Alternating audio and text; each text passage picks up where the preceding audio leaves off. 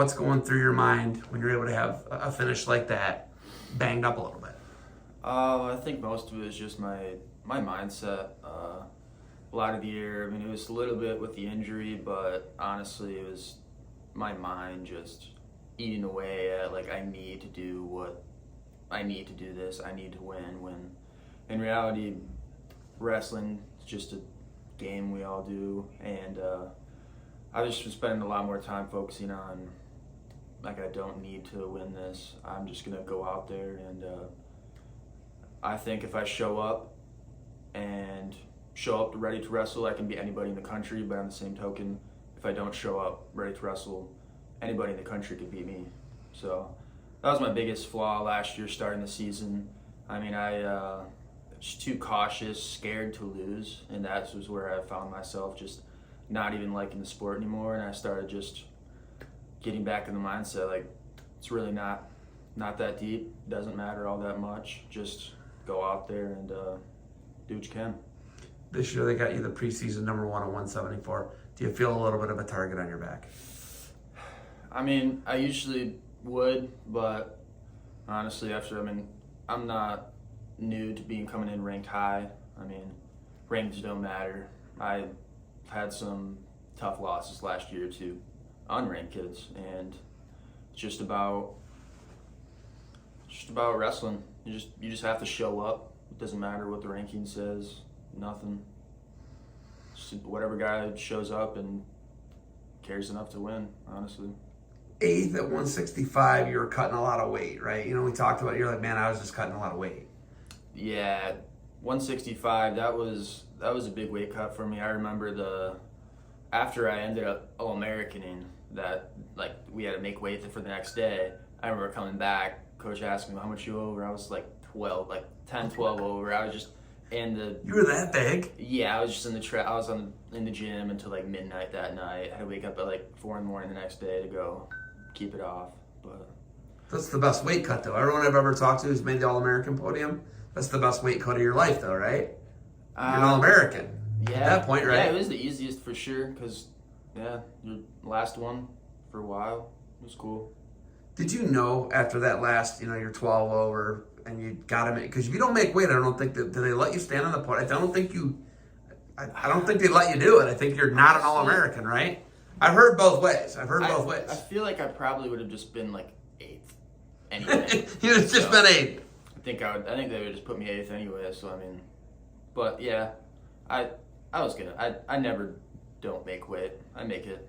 What's the difference now? Like, how different do you feel at 74 compared to 165? I feel like I can actually enjoy my life a little more. I don't have to always I was running 5 miles a day before practice and then going to the sauna and like all this stuff, and I don't have to worry about it anymore. No rubber legs anymore.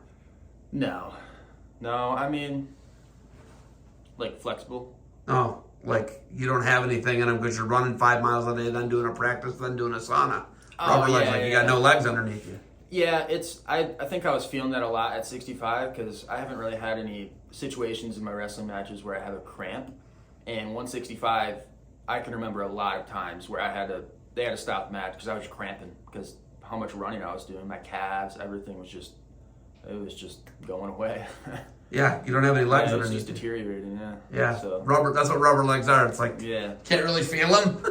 Yeah. It's terrible. Your brother John. John was a multiple-time national qualifier, right? He's now your coach. Is that weird? It's cool. I like it. Yeah, because I mean, he was my drill partner, obviously my life, and then we got here. He's my drill partner, and now he can still be my drill partner because he's coaching. So. How many years were you out without him in high school then? Just 3 years. So you went your freshman year. You and him. He was a senior. Did you guys win state? No, we'd been runner-ups. Like, I was runner-up on that team 3 times. Pretty sure we were just runner-ups. Yeah. Both of you guys were runner-up multiple times. Like for team. No, I'm saying you guys individually. No, I was runner-up individually my senior year. I didn't even place. I have All-American more than I placed in high school. Are you serious? Yeah. What about John? He placed his junior year, I believe, and then he had a bad knee injury, blew out his entire knee his senior year of high school, ended up playing football with it, and then did a whole wrestling season with it, just braced up, no surgery, but he had to get surgery after the fact. You guys are tough.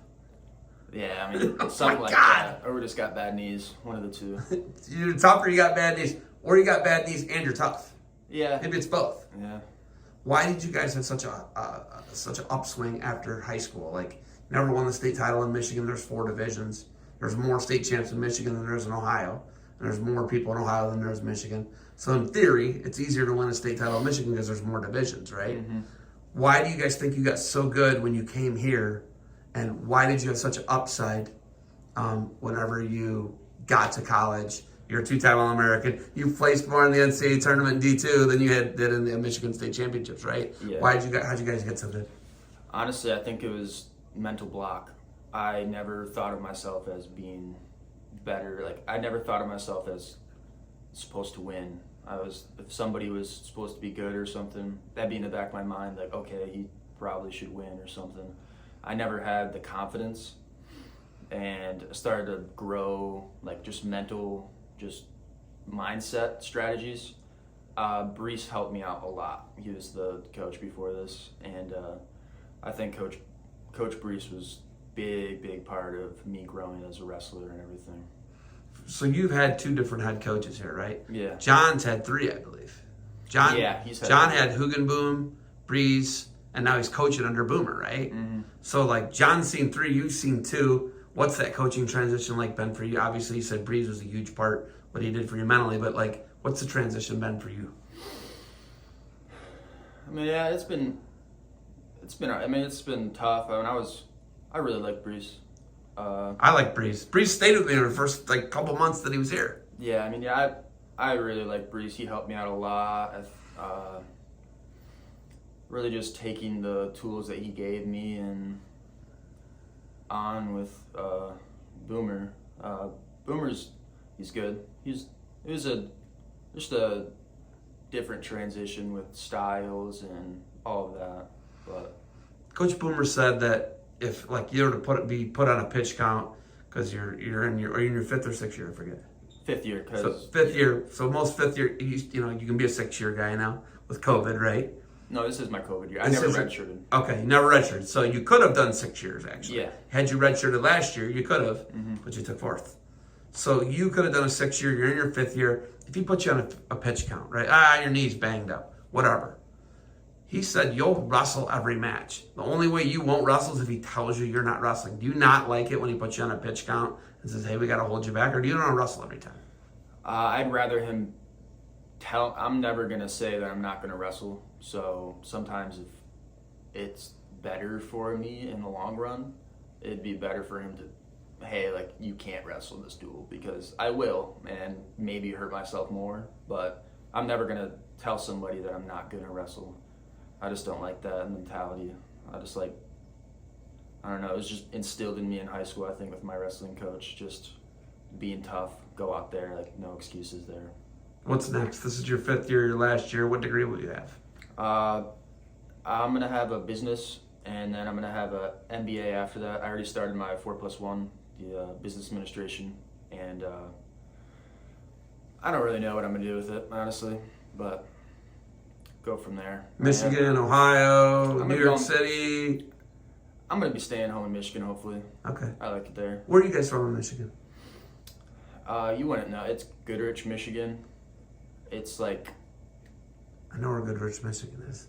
My wife's from Ann Arbor. Oh, okay. Yeah, so I mean... Go ahead, give it to me. Come on. Give me the map. Honestly, I have no idea. It's You know, probably like around you guys there. so you're north of Ann Arbor and Detroit? Yeah. Okay. We're like about 20, 30 minutes away from Flint. Weber's from Goodrich, right? Kind of. I mean, he's kind of like a Okay. hush-hush name. He was a 4-time state champ for Yeah. Goodrich, right? Yeah, we just don't really... We don't like to include him in our program. Okay. Yeah. All right. You got anything else for me? No, that's it. All right, man. Thank you for the time. Good luck. #1 ranked preseason, James Penfold and Ray John. Oh, yeah.